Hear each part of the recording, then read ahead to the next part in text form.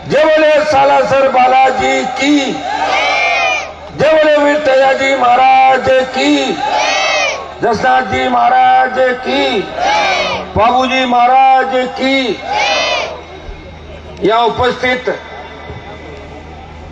रात की 2:30 बजी है। हमारे महाराज साहब प्रकाश दास जी जो निवासी है, राष्ट्रीय लोकतांत्रिक पार्टी का पूरा परिवार, सरदार शहर से अभी चुनाव लड़े लालचंद जी मूंड, सुजानगढ़ से प्रत्याशी रहे सीताराम जी और समस्त छोटे भाई विजयपाल, दानाराम जी, सम्मानित मंच, यहाँ बालाजी, अबे जो हमारी सेवा समिति है उसके तमाम पदाधिकारीगण, संतगण, मौजूद बुजुर्गों, नौजवान साथियों, माताओं, बहनों, प्यारे बच्चों, सबसे पहले तो मैं आप सबको धन्यवाद दूंगा कि आपने मुझे इस रतनगढ़ विधानसभा क्षेत्र के इस गांव के अंदर आमंत्रित किया। यहाँ सरपंच साहब और वाइस चेयरमैन साहब भी बैठे हैं, उनको भी धन्यवाद दूंगा। आपकी जिद थी और आपकी जिद पूरी करने के लिए रात को 2:30 बजे भी मैं आपके बीच उपस्थित हुआ। आज सावों का कार्यक्रम था, बहुत ज्यादा शादियां थी, लेकिन बार बार बच्चे फोन कर रहे थे, आ रहे क्यों नहीं आ रहे हो बताओ।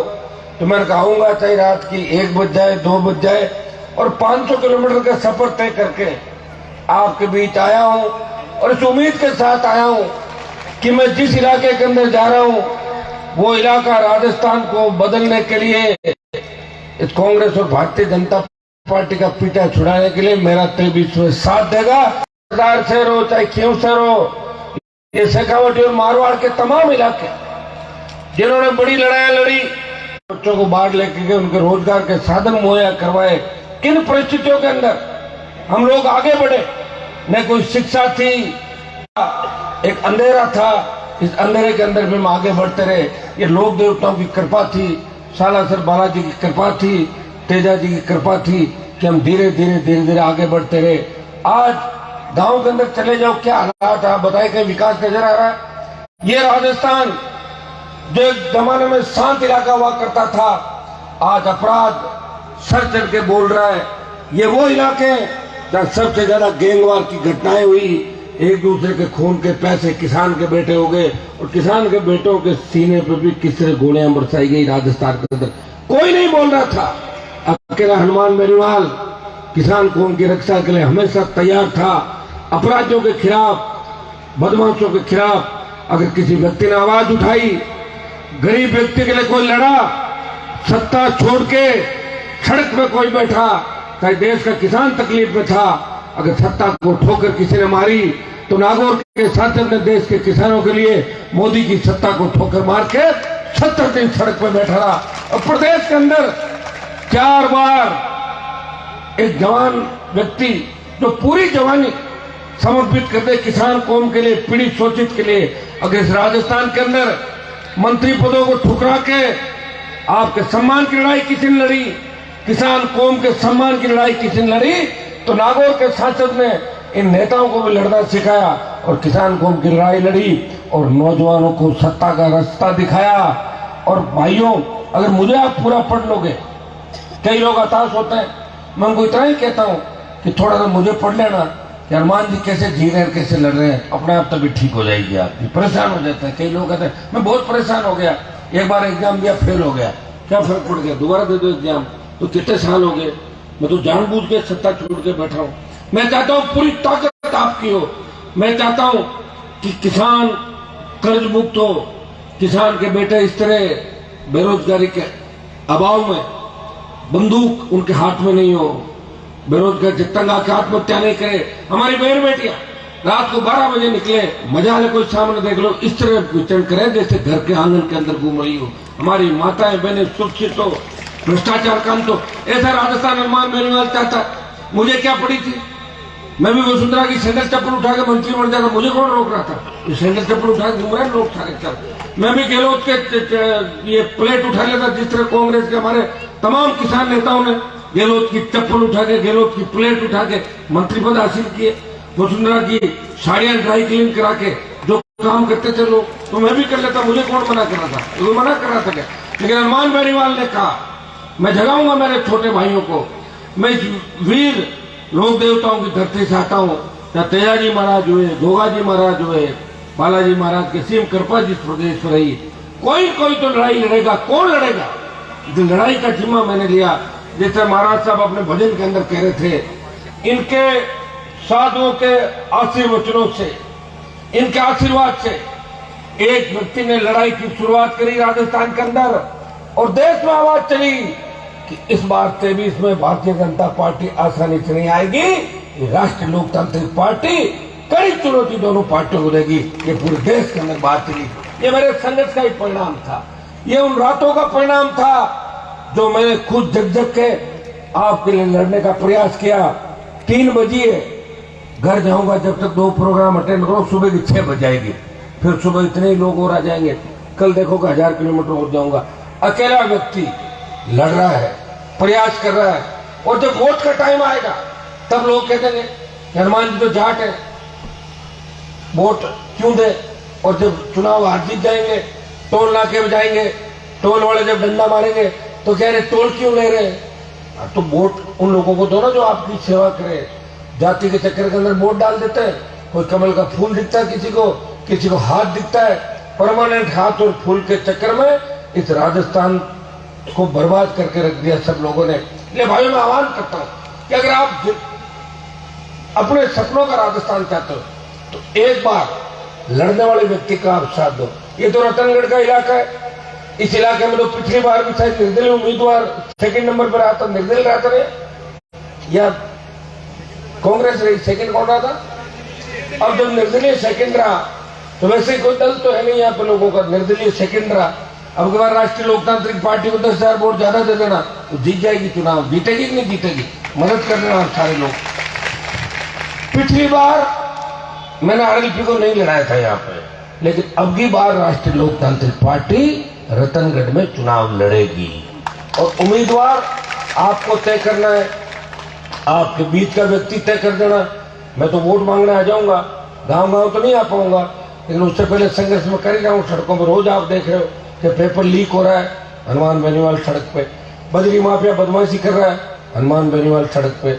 इस राजस्थान को सीपी का पानी मिले, हनुमान बेनीवाल आवाज उठा रहा है। कर्ज मुक्त, टोल मुक्त, अपराध कहीं घटित हो रहा है, गैंगवार की घटनाएं हो रही है। मुझे आप रोज लड़ता हुआ देख रहे हो सड़कों पे। आपके लिए लड़ रहा हूं मैं, मेरे लिए नहीं लड़ रहा हूं। मेरे लिए मुझे लड़ना होता तो पहले ही लड़के आपके जिस तरह चूरू के नेताओं ने, राजस्थान के दूसरे नेताओं ने प्रॉपर्टियां बढ़ाई, मैं भी बढ़ाने था, मुझे कौन मना कर रहा था? और फिर आ जाता 40 साल बाद। कई लोग तो ऐसे कि 40 साल समाज को गलत दिशा में ले जाते हैं और 40 साल बाद अच्छे कुर्ते पजामे पहन के आ जाते हैं, बोले हम समाज की सेवा करना चाहते हैं। वो लोग भूल जाते हैं, कई लोग उनके साथ भी हो जाता है। तो हमें इन चीजों का ध्यान रखना है। मैं आज इस अवसर पर इतना ही संदेश आपको दूंगा। आपने जिद करी, मुझे यहाँ बुला लिया, मैं आ गया। मैं तो वोट के खातिर यहाँ नहीं आया, मुझे पता भी नहीं था, लेकिन आपकी जिद थी कि हनुमान जी को लाना है, और मेरी इच्छा थी कि रतनगढ़ के अंदर भी मुझे जाना है, मेरे भाइयों को मजबूती देनी है।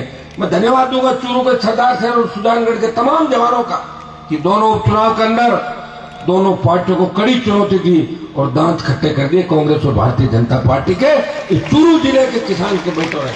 अब रतनगढ़ भी है, तमाम सीटें, मारवाड़ की 43 सीटें, उसके बाद आपका चूरू शुरू होता है, बीकानेर, हनुमानगढ़, गंगानगर, सीकर, झुंझुनू। जब जयपुर पहुंचते हैं तो 100 के करीब सीट होती है, और थोड़ा सा आगे निकल जाएंगे टोंक से चित्तौड़ की तरफ, अलवर, भरतपुर की तरफ, 150 सीटों पर तो सीधा बाहुल्य है किसानों का।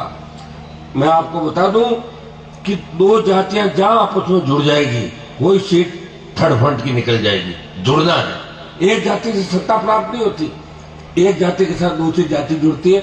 और मैं तो सबके लिए लड़ रहा हूं। आप लोकसभा के अंदर देख लो, शेड्यूल्ड ट्राइब से लेके, शेड्यूल्ड कास्ट से लेके, ओबीसी से लेके तमाम जातियों के लिए चाहे ब्राह्मणों को आरक्षण की आवश्यकता पड़ी, हनुमान बेनीवाल ने कहा कि आर्थिक आधार पे ब्राह्मण के बेटे को भी आरक्षण मिलना चाहिए। पैरोकारी राजस्थान के अंदर करी।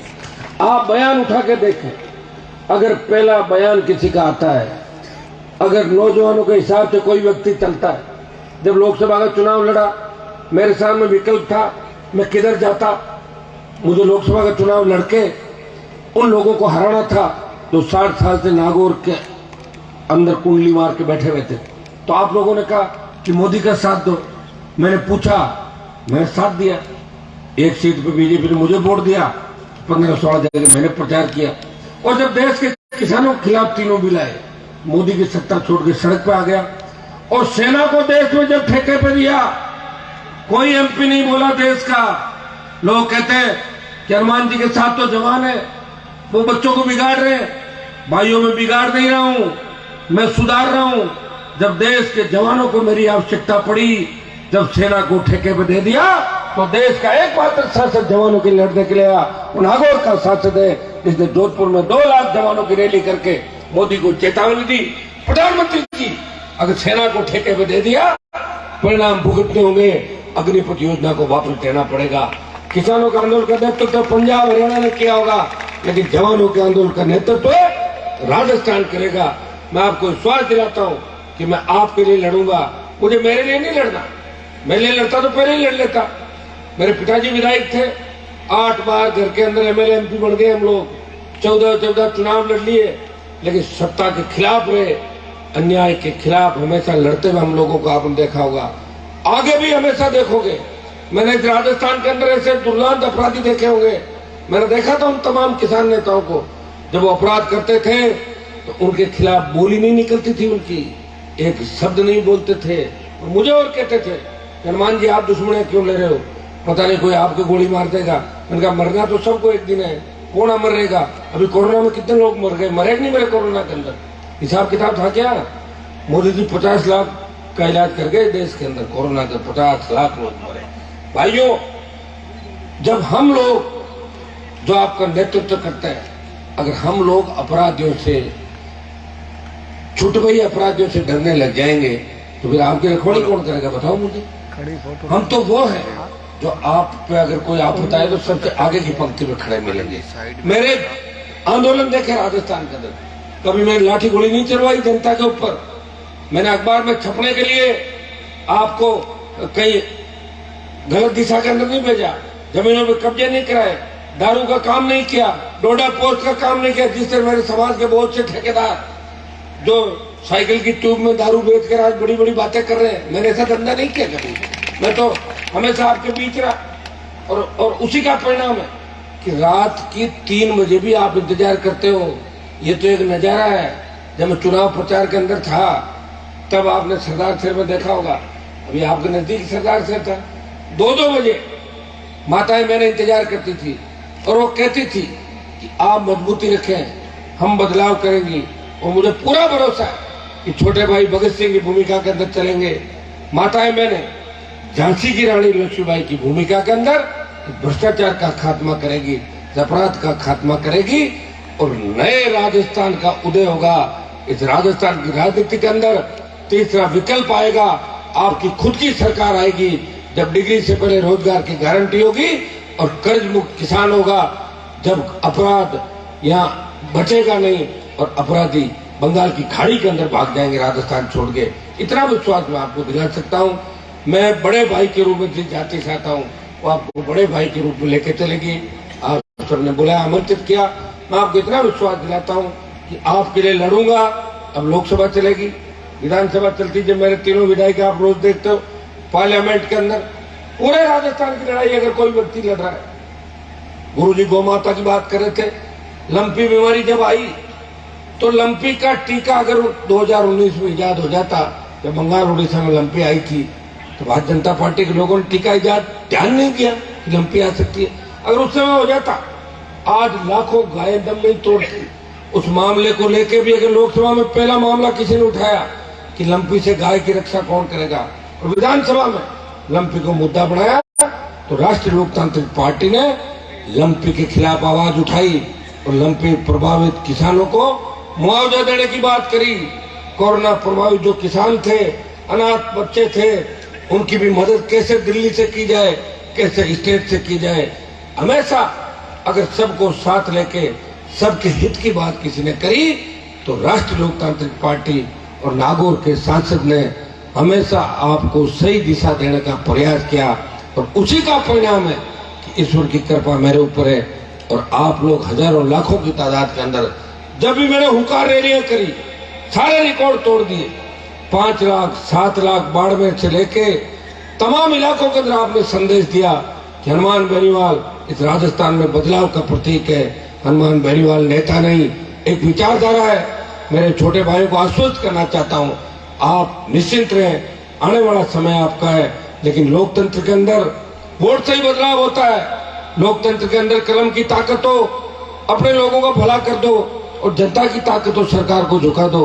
सरकार को तो झुका देंगे, लेकिन कलम की ताकत जब आएगी तब आपका भला होगा, तब गौ माता का भला होगा, तब प्रदेश का भला होगा, तब जवानों का भला होगा। ये हमारे गुजरात से भाई नरेंद्र और इनकी भी पूरी टीम आई है, बच्चों की, सूरत से तमाम प्रवासी आए, इनको भी धन्यवाद दूंगा कि वहां भी लगे हुए हैं और यहाँ भी अपने इलाके का सब लोग ध्यान रख रहे हैं। हम मिलजुल के नए राजस्थान का निर्माण करेंगे, सबको साथ लेके चलेंगे और साधु संतों के बताए हुए मार्ग पर चल के और नए राजस्थान और नए भारत का निर्माण करेंगे। बहुत बहुत आपको धन्यवाद। जय हिंद। मेरी आवश्यकता जहां भी पड़े याद कर लेना। वैसे तो आपके लिए लड़ रहा हूँ, आस पास लड़ी रहा हूँ, आपके बच्चों के लिए, आपके लिए, किसानों के लिए। जरूरत आपके गांव को पड़ जाए, इलाके को पड़ जाए। ये भाई चेयरमैन साहब बैठे हुए हैं यहाँ पे, उस समय मेरे पास ही आए थे, कोई परेशान कर रहा था ना आपका एसडीएम में, कौन सा कर रहा था? अरे कलेक्टर साहब एसडीएम साहब। उसके बाद क्या हुआ? मेरे फोन के बाद छुप गए कि नहीं छुपे? छुप गए थे आपके राजनीति का। मैंने कहा जैसा मन करो, कोई तंग नहीं करेगा। जहाँ मैं बीच में आ जाता हूँ ना, वहाँ प्रशासन पीछे चला जाता है, वो मैं रहता हूँ बीच में। तो ये तो